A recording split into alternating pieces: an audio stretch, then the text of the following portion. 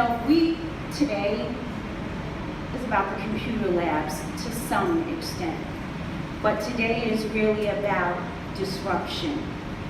It's about how we, together as people and companies and communities and structures, come together to change and to create opportunities for us to think about how we create the next leaders, all of you.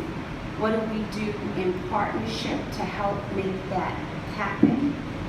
How do we give and set the table so that everyone can have a seat at it?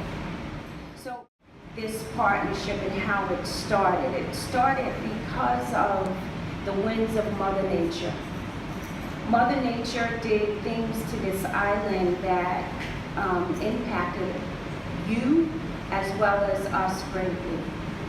But through that tragedy or through that event, the greatness and resiliency has come out of the partnership. But more importantly, the resiliency and greatness has come out of the young people of this island.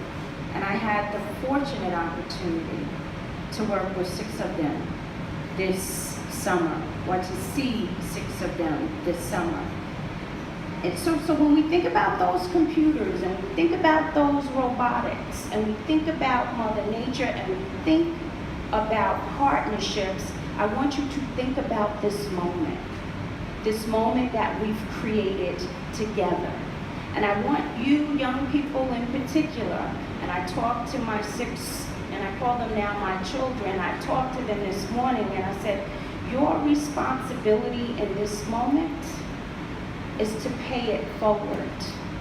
Not only pay it forward with what you do here in Puerto Rico and how you change and make your home the best in terms of innovation and creation of the next greatest idea, but it's going to be important how you talk to your classmates and how you help transfer leadership and how you help each one teach one.